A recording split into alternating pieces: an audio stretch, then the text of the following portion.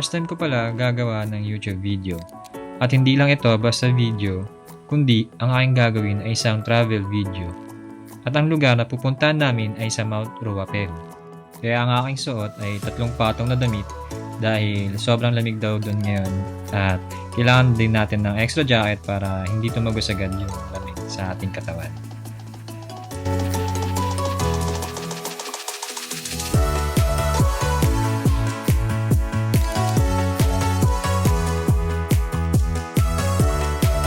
Hindi lang kami ang pupunta sa Mount Ruapehu.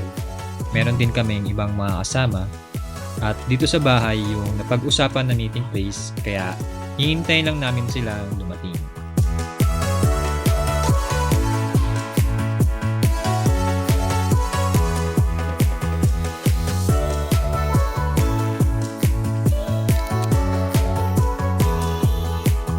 At siya naman ang aming magandang pusa na si Galmarie.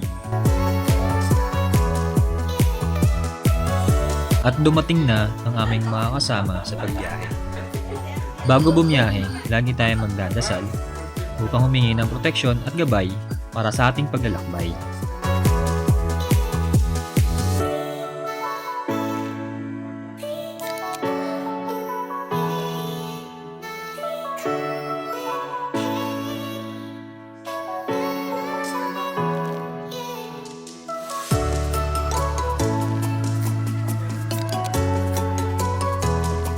Tapos na mag-pray at handa na ang lahat para umalis.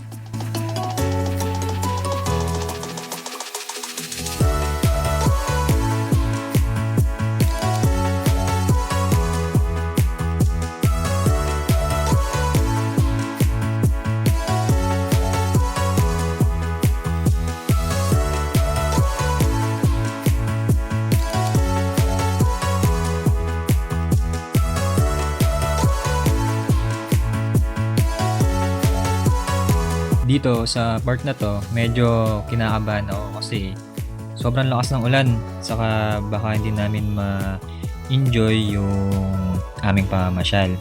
Sana pagdating namin doon ay hindi na masyadong maulan para ma-enjoy natin yung pamamasyal natin sa snow.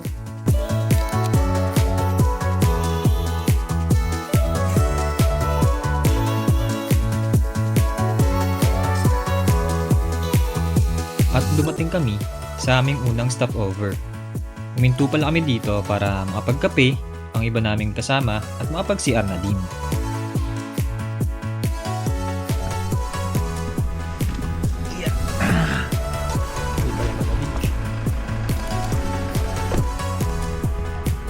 Hello!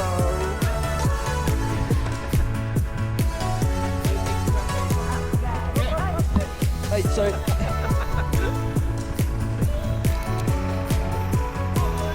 Good morning.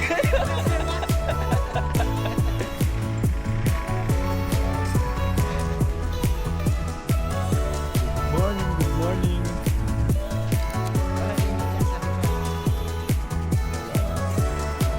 Iba yung pagkabasa namin kanina. Iba sila naman pa. Tama.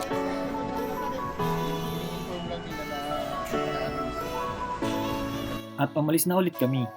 Bali, 4 hours to 5 hours pala ang biyahe namin papuntang Mount Ruapehu according dito sa Google Map.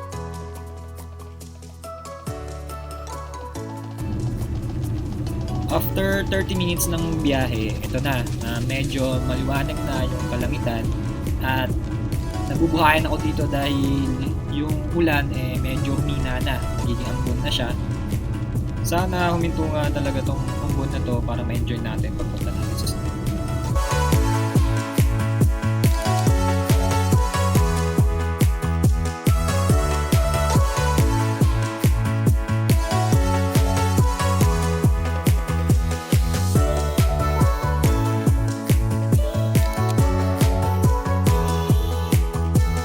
At ayun na nga, katagalan ng biyahe na wala na ang pag-ambon at napalitan na ito ng snow. First time nila mama at papa na ma-experience itong biyahe habang nag-snow. At syempre ako din, first time ko din makakita ng snow. Kaya sobrang saya ng experience na to. Dati sa Korean movie ko lang to napapanood. ngayon, ito na. Na-experience ko na siya. As in, sobrang puti ng paligid. Nag-stop over ulit kami saglit para ma-experience ang snow.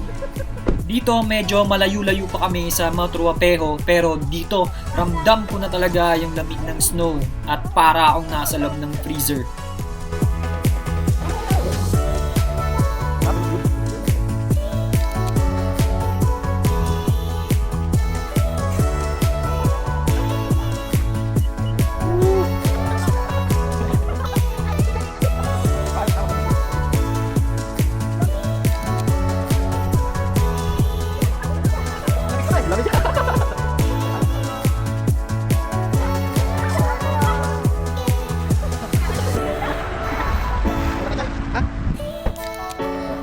Sa palamig? Ganda, magtrabaho ka ng ganito.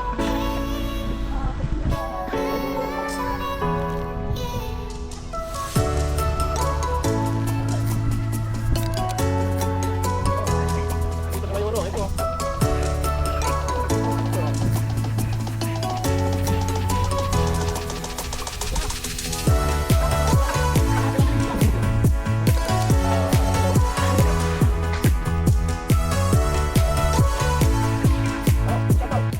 Bumiyahe na kami ulit at nakarating kami dito sa Carrot Park, Buhapune.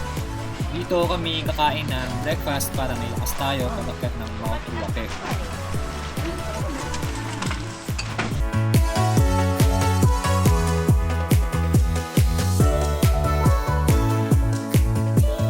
Bago tayo kumain, huwag nating kalimutan na mag-pray at magpasalamat sa pagkain na kakainin natin.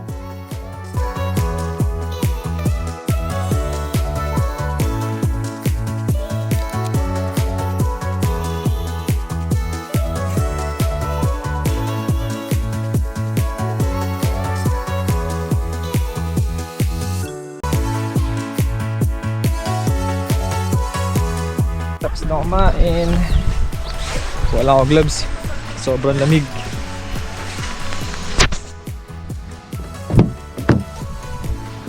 Yeah. Gloves.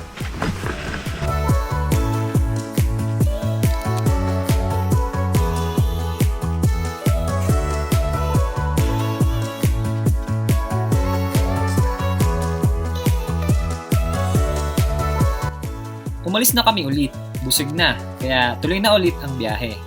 Medyo malapit na kami sa Mount Ruapeho, pero dito, kung mapapansin nyo, biglang umulan na naman ng malakas at hindi na ata talaga natin may enjoy yung snow.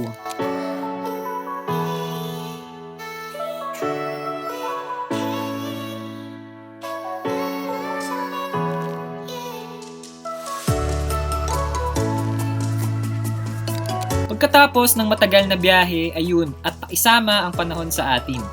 Pero meron pa kaming isang maliit na problema. Dahil nga sobrang lakas ng snow sa taas, kailangan kung pupunta kayo dito ay 4-wheel drive ang gamit yung sasakyan or pwede rin yung 2-wheel drive pero dapat ay may chain kayo na ilalagay sa gulong ninyo. Dahil pag hindi 4-wheel drive ang inyong sasakyan or wala kayong chain sa gulong, hindi kayo papayagan makaakyat sa taas kapag malakas ang snow. Pero pag hindi naman masyadong malakas ang snow, pinapayagan naman ng mga 2-wheel drive.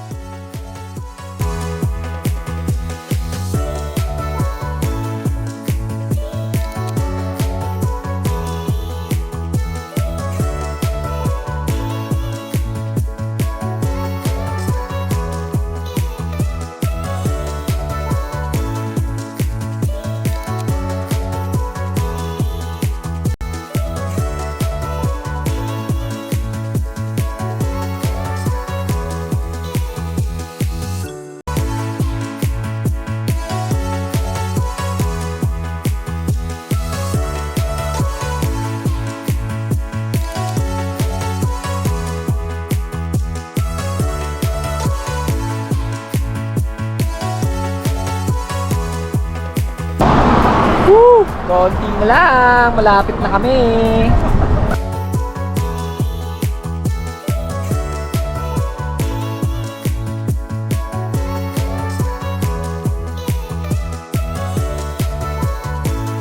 Nakalagpas na kami sa checkpoint kung saan i-check nila yung sasakyan na aakyat sa Mount Ruapehu. Sobrang puti ng paligid at umaabot na yung snow sa kalsada. Kaya para makaiwas sa aksidente, kailangan na naka 4-wheel drive or may chain ang gulong ng mga aakyat dito.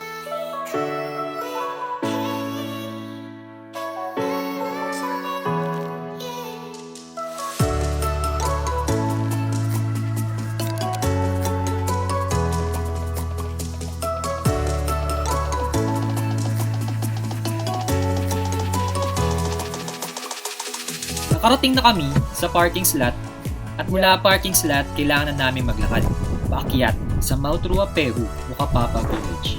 Paglabas pa lang ng sakyan, grabe na yung lamig na nararamdaman ko at napapaisip na ako kung kakayanin ko kaya yung lamig o babalik na lang ako sa sakyan para magtago sa lamig.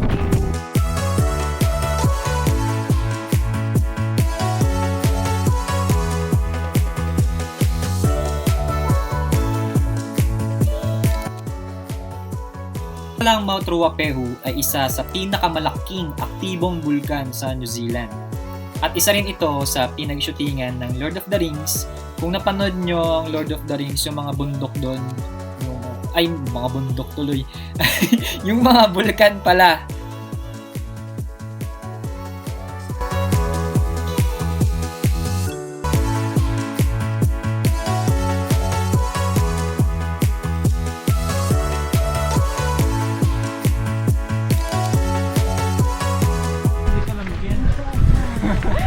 Hello mga vlog. What's up, guys? Sa wakas at nakarating na rin kami sa taas. Buti talaga at kinaya ko yung lamig. Sa sobrang lamig, di ko na napansin tumutulo na pala sipon ko at namamalat na ang aking labi. Kaya kung gusto nyong pumunta sa Mount Ruapehu sa winter, kailangan ay handang-handa kayo sa mga gamit na panglamig.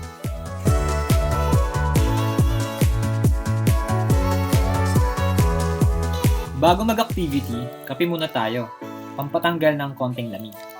Dito pala sa taas ay may coffee shop kung saan pwede kayong kumain at magkape, pero asahan nyo na sobrang daming tao. Tapos na kami magkape at sasakay na sana kami sa gondola, papunta sa mataas pang lugar. Kaso nakasarado ang gondola dahil sa lakas ng hangin, kaya dito na lang namin ini-enjoy sa baba yung ganda ng lugar.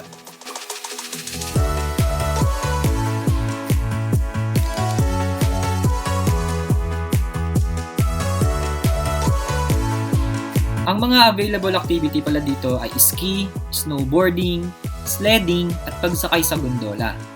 Bago pala kayo pumunta dito, mas maganda na bumili na kayo ng ticket online dahil yung ski, snowboarding, at sledding ay mabilis ma-full slot. Sa gondola, pwedeng dito na lang kayo bumili.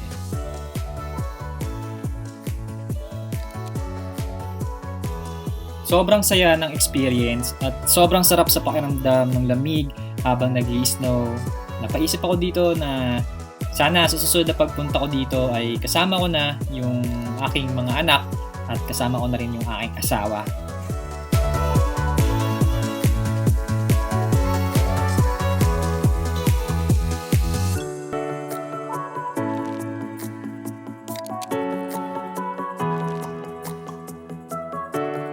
Dahil nakabili si mama ng 2 tickets sa sledding, pupunta na kami sa sledding area.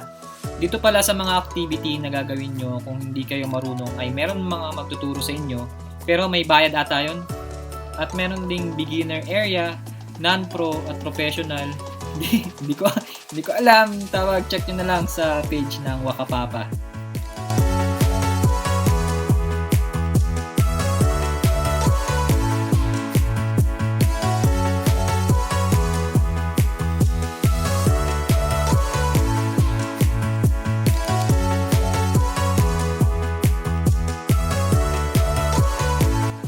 Nandito na kami sa sledding area at hihintayin na lang namin na papasukin na kami. At pinapasok na nga kami at pinakuha na kami ng kanya-kanya naming planggana na sasakyan baba. At hindi ko pa alam kung paano to gagawin kaya tara, samahan nyo ako mag-sledding.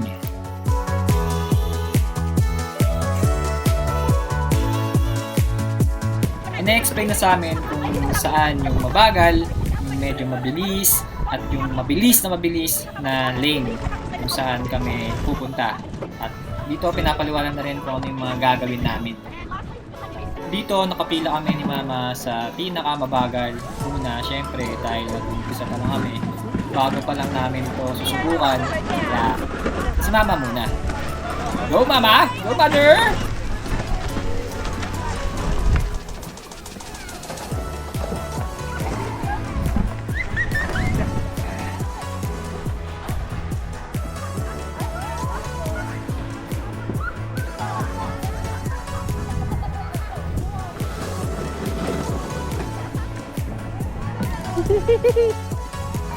At pagkatapos ni Mother, syempre ako naman, atin ang subukan.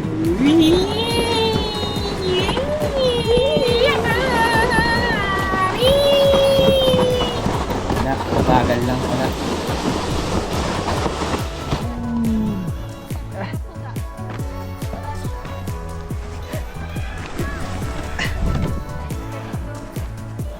Dito, nakakit na ako ulit at pumila na ako. Doon naman sa mabilis dahil mangangas ako eh. Gusto ko pagtapos ko doon sa mabagal, dito na sa pinakamabilis agad. Let's go!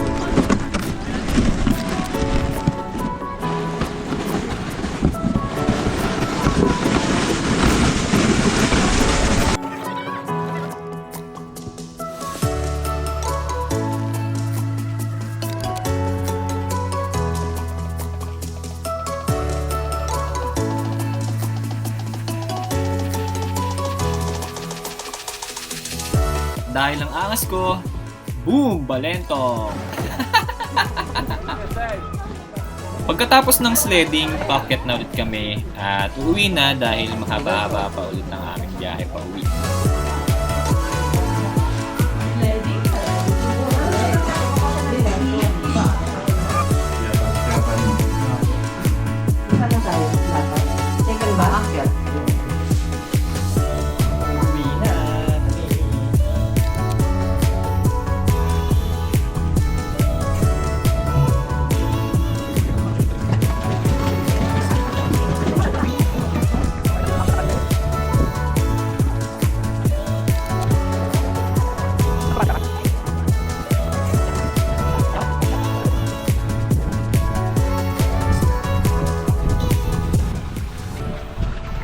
Sa pagbalik pala kung saan kayo nag-parking, pwede kayo sumakay ng bus para hindi na kayo maglakad ng malayo ulit.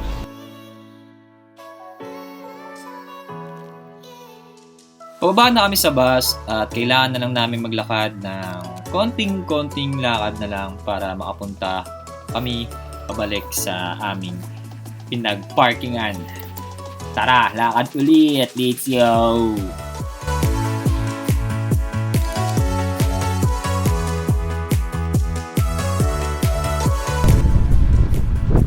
Dito pala kami dumaan sa mabatong daan pabalik sa parking. At syempre, di ako aalis dito nang hindi tinitikman ng snow.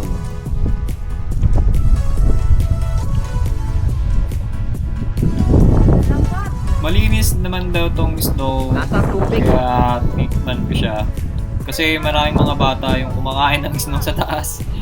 Eh, sabi naman ng mga parents nila, malinis naman daw yun. Kaya titikman ko ulit! Ayan, lasang tubig lang naman nung tinikman ko siya.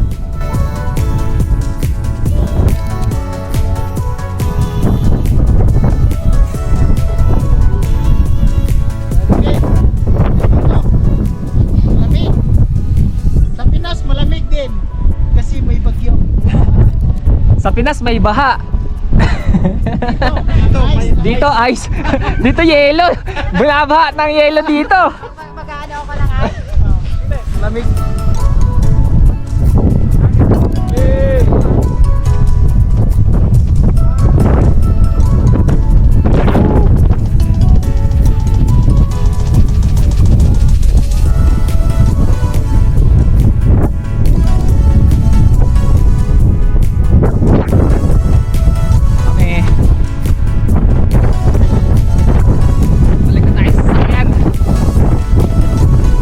Sobrang lamig.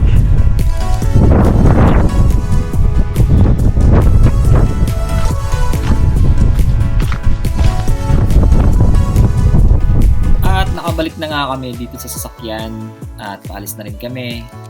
Ang saya ng experience, ang sarap sa pakiramdam ng snow, sobrang lamig at sana sa susunod ma-experience ko to ulit at madala ko dito yung aking mga anak at yung aking asawa at syempre yung iba ko rin pamilya, sana makapunta rin kami dito ulit.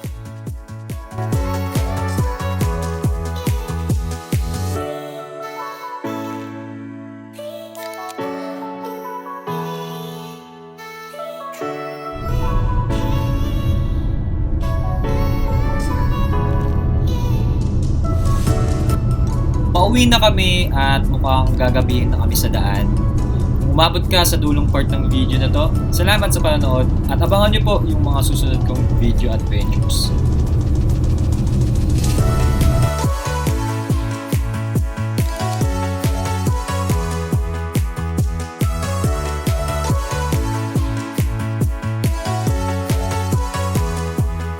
Nakakauwi na nga kami, nandito na kami sa bahay. Bye-bye!